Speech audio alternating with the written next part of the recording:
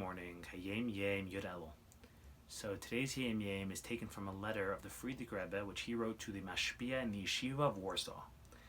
And the Mashpia had written to the Rebbe how he has a few Bachrim by him that are trying to arrange to have a Yechidus with the Rebbe, and for whatever reason they are being refused, and therefore he's asking the Rebbe to please arrange that they should have Yechidus. And the Friedrich Rebbe wrote back that these Bachrim are totally not suitable and are not ready and are not capable of having a real, meaningful, powerful Yechidus.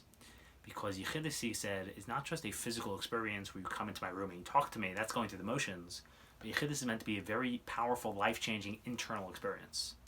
And these Bachrim are totally not ready, and he said, I don't know if the problem or the fault lies with the Bachrim or with their educators or maybe with both, but in any event, these Bachrim are not ready and therefore I'm not giving them Yechidus. Then he proceeded to explain to him what a real Yechidus is, what the meaning of Yechidus is. And he told them the contents of today's Hayom Yom. And he said that the earliest, oldest, original Hasidim, the earliest and greatest Hasidim of the Alter Rebbe, so they used to say that the word Yechidus, the name Yechidus, the Hebrew word, so it has three meanings, it has three translations. And the Hebrew word Yechidus is a very old Hebrew word. It's used by the Talmudic sages a lot. And they use it on three different occasions to mean three different things. And the three meanings are as follows. The first meaning, the first translation, is the word Yechidus means to clarify or to gain clarity. And the second meaning is to set up or to designate or to establish. And the third meaning, the third translation, is to connect or to bond.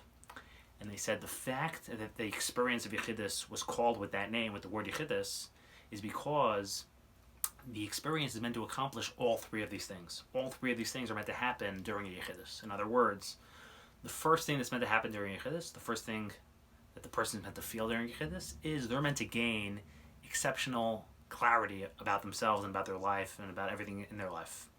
Everything's meant to click, because we can often become confused about our lives and not see things so clearly, and things can become fuzzy. And even if we know things are problematic, we're not always sure why. We're not sure what the problem is or what the source of our problems are and what's wrong. We just know things are wrong. And in Yechidus, everything's meant to click, everything's meant to come together. You're meant to have an intense moment of clarity where suddenly you see everything so crystal clear, you understand your life so perfectly, you see yourself so clearly, you see all the people around you so clearly, you see every aspect in your life, everything you're doing very clearly, and you suddenly realize what are the bad things in your life, what are the source of your issues, and what are the good things in your life, what are actually good things that you should stick around and stay with and intensify your connection with. And you just see everything very clearly. That's the first thing that's meant to happen during Yechidus. And the second thing that's meant to happen during Yechidus, which basically follows from the first thing, is that you suddenly have a very clear plan going forward, what you need to do to improve your life and to have the best personal life, to have the best Jewish life, to have the best Hasidic life.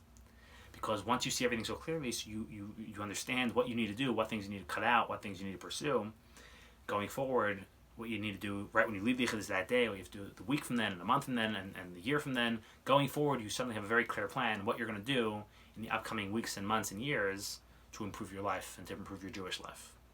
And the third thing that happens during Yechidus is that you're meant to feel very connected and very bonded to the Rebbe and to Hashem. And there's meant to be a very, very intense feeling of connection and commitment and devotion and loyalty to Hashem and to the Rebbe, and you're meant to totally entrust and surrender yourself and every part of yourself and every part of your being, your body, your heart, your mind, your soul, your money, your family, everything. You're meant to totally entrust into the Rebbe's hands and trust into the Rebbe's plan.